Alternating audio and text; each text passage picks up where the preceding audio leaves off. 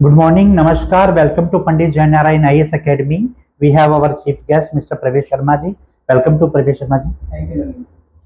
परवेश जी, अक्सर ये देखने को मिल रहा है कि मैंने भी खुद अपनी यूपीएससी जर्नी में पाया है, जो 10 साल लगातार बच्चों को पढ़ाते हुए हो गए हैं, तो अक्सर बच्चे क्या करते हैं, थोड़े अवसाद में चले जाते हैं, डिप्रेशन हावी हो जाता है। तो परवेश जी, कोचिंग सेंटर्स की भी कुछ रिस्पॉन्सिबिलिटी बनती है कि उसके लिए कुछ किया जाए।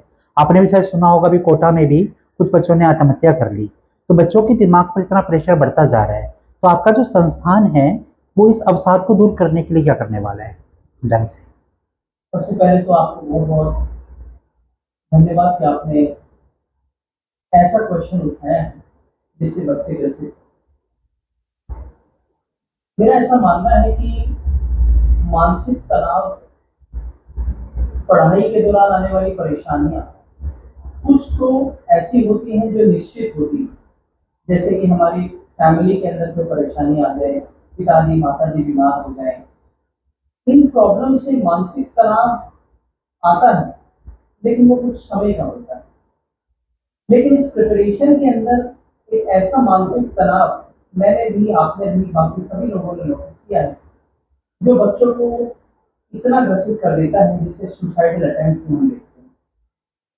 तो मेरा ऐसा मानना है कि इसके अंदर कुछ पहलू है। पहला, ये मानसिक तनाव इस वजह से नहीं है कि हम ज्यादा पढ़ लेते हैं, रादर ये इस वजह से है कि जो पढ़ना चाहिए हम वो ना पढ़कर वो पढ़ते हैं जो हमें कुछ कोचिंग संस्थानें अपनी किताबों के नाम पर देती हैं कि आप ये स्टैंडर्ड मटेरियल पढ़िए, ये स्टैंडर्ड मटेरियल पढ़िए। होता क्या है, जब आप उस किताबों की दौड़ के पीछे भाग लेते हैं और राइट गाइडेंस ना मिलने से आप प्रिपरेशन की जो स्टेजेस हैं उनको क्वालिफाई नहीं कर पाते हैं, जिसके कारण आप 1 साल, 2 साल, 3 साल और कई बार 6 साल प्रिपरेशन करने के बाद भी असफल रह जाते हैं। इस मानसिक तनाव को मैं कहूँगा कि राइट गाइडेंस ना होने का तनाव जो कि बच्चे ग्रसित करते हैं। अलग अलग पूरे इंडिया के अंदर हमारे सेंटर्स हैं जहाँ पर बच्चे पढ़ते हैं, और ये प्रॉब्लम ना केवल यूपीएससी छात्रों के लिए है, बल्कि अनेक जो हमारे कॉम्पिटिटिव एग्जामिनेशन है, हर कॉम्पिटिटिव एग्जामिनेशन के अंदर जो लाखों बच्चा तैयारी कर रहा है वो इससे होकर गुजरता है। तो इसी का सोल्यूशन हमारे यहाँ पर हमारी संस्था लेकर आती है, जिसका नाम है personality development cell. In Pandit Jainarayan IAS Academy, this is a unique feature which I can assure to all the video viewers आपको कहीं नहीं मिलेगा। ये मैं ओवर कॉन्फिडेंस होकर नहीं कह रहा हूँ, लेकिन मुझे ऐसा विश्वास है कि जो तैयारी के दौरान प्रॉब्लम्स आती हैं उनको हमने अच्छे से समझा है। यूपीएससी अपने एस्पिरेंट से क्या डिमांड करती है उसको हमने समझा है, और उसी के बाद जो पंडित जैनारायण IAS Academy है उसने एक यूनिक फीचर को अपनी अकेडमी का एक इंटेग्रल पार्ट बनाया है, जिसका नाम है पर्सनैलिटी डेवलपमेंट सेल। क्या होता है ये सेल? इस सेल के अंदर अप्रोक्सीमेटली 30 to 35 वैल्यूज के ऊपर हमारे यहाँ काम किया जाता है, जिसमें अलग अलग वैल्यूज होती हैं, ranging from confidence, emotional intelligence, right aptitude. मैं आपको एक एग्जांपल के थ्रू इस पर्सनैलिटी डेवलपमेंट सेल के फीचर बताता हूँ। मान लीजिए कि 2 लोग सेम उम्र के यूपीएससी की तैयारी करते हैं, दोनों एक ही संस्थान से कोचिंग लेते हैं, दोनों एक ही तरीके के एक्सपोजर में बचपन से लेकर रहे हैं, लेकिन फिर भी एक बच्चे का सिलेक्शन हो जाता है, दूसरे का नहीं होता है। तो यहाँ पर जो सबसे पहले वैल्यू है वो है कॉन्फिडेंस। अब जिस बच्चे का सिलेक्शन नहीं हुआ, जब उसके सिलेक्शन ना होने के कारण हम देखते हैं इन सारी वैल्यूज के अंदर, तो पाया जाता है कॉन्फिडेंस की कमी। Let me give you an instance. जब हम प्रीलिम्स एग्जाम देखते हैं तो मान लीजिए दोनों बच्चों ने एग्जाम दिया, नोटिफिकेशन आई। नोटिफिकेशन आने से पहले एक बच्चा अपनी पूरी तैयारी, अपनी पूरी कोचिंग के नोट्स पढ़कर तैयार है, 2 महीने के बाद मेरा प्रीलिम्स एग्जाम है and I will do excel. वो बोलता है अपने मन से कि I am enough competent to clear this exam, उसका कॉन्फिडेंस लेवल इतना अच्छा होता है कि वो 1 या 2 रिवीजन करने के बाद सेटिस्फेक्शन पाता है। लेकिन उसी के दूसरे कोने पर जब हम पर्सन बी, दूसरे लड़के की या लड़की की बात करते हैं, वो नोटिफिकेशन देखकर ही घबराहट पैदा कर लेता है कि अभी तो मेरी प्रिपरेशन या कोचिंग को 1 ही साल पूरा हुआ है, क्यों ना मैं इस एग्जाम के अटेम्प्ट को डिले करूँ, क्यों ना मैं अगले साल इस एग्जाम को।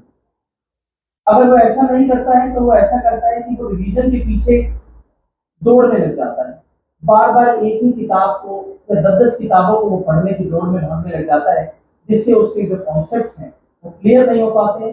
जब कॉन्सेप्ट्स क्लियर नहीं हो पाते हैं तो लैक ऑफ कॉन्फिडेंस आता है, प्रीलिम्स एग्जाम में बैठता है या मेंस एग्जाम में बैठता है या इंटरव्यू में बैठता है, और बिकॉज उसके कॉन्सेप्ट्स क्लियर नहीं होते हैं और जब डायनेमिक क्वेश्चन उसको अटैक करते हैं तो वो प्रैक्टिकलिटी, एप्लीकेबिलिटी और अपने कॉन्फिडेंस के ना होने के कारण रिमार्क्स नहीं ला पाता है और वो क्वालिफाई नहीं कर पाता है।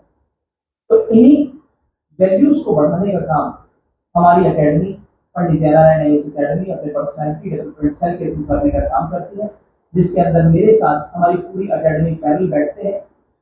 वीकली असेसमेंट्स होते हैं जिसमें प्रीलिम्स टेस्ट लिए जाते हैं, मेंस टेस्ट लिए जाते हैं, हम खुद उनको रिव्यू करते हैं और बच्चे को मॉनिटर करते हैं कि कितना उसका कॉन्फिडेंस गिर रहा है या बढ़ रहा है। इसी के साथ मैं आपको एक दूसरा एग्जाम्पल देता हूँ। मान लीजिए कि मेंस स्टेज के अंदर दोनों बच्चे प्रीलिम्स क्वालिफाई करके अपीयर होते हैं, लेकिन एक बच्चे का प्रीलिम्स क्लियर, एक बच्चे का मेंस क्लियर हो जाता है और एक बच्चे का मेंस क्लियर नहीं होता है। एक एग्जाम्पल के थ्रू मैं आपको समझाता हूँ। मान लीजिए मेंस के अंदर एक क्वेश्चन पूछा गया है कि जो डेयरी प्रॉब्लम्स हैं, वो डेयरी प्रॉब्लम्स इंडिया के अंदर अलग अलग चैलेंजेस की वजह से है, और कुछ स्टेट्स भी ऐसे हैं जिन्होंने उसके ऊपर कानून बनाए हैं, लेकिन ये एक अनसक्सेसफुल अटेम्प्ट रहा है इंडिया के अंदर जब हम बात करते हैं फिनलैंड, डेनमार्क ऐसी कंट्रीज के कंपैरिजन। अब एक बच्चा जब इस क्वेश्चन को अटेम्प्ट करता है तो वो लिखता है कि डेयरी प्रॉब्लम इंडिया के अंदर बहुत परेशानी का मुद्दा है। सड़कों पर गाय, भैंस, बकरियां, अनेक जानवर आपको पड़े हुए मिलते हैं। वो परेशानी भी क्रिएट करते हैं, ट्रैफिक प्रॉब्लम्स भी क्रिएट करते हैं। दिल्ली के अंदर ऐसी बहुत सारी प्रॉब्लम्स हैं और जो डेयरी सेक्टर है उसको कहीं ना कहीं उसका एक अल्टरनेटिव हमें ढूंढना चाहिए। इस तरीके से अगर एक बच्चा उस क्वेश्चन को अटेम्प्ट करता है और उसके दूसरी ओर जब दूसरा बच्चा उस क्वेश्चन को अटेम्प्ट करता है कि डेयरी प्रॉब्लम इंडिया के अंदर एक सक्सेसफुल अटेम्प्ट रही है, लेकिन फिर भी हम मानते हैं कि कुछ चैलेंजेस हैं, जिसमें जो बीमा सेक्टर है, जो एनिमल हस्बेंड्री के अंदर है, वो इतना अच्छे से नहीं हो पा रहा है तो मेल प्रैक्टिसेस हैं। जो डेयरी इंडस्ट्रीज है वहां पर सैनिटेशन की प्रॉब्लम है, अलग अलग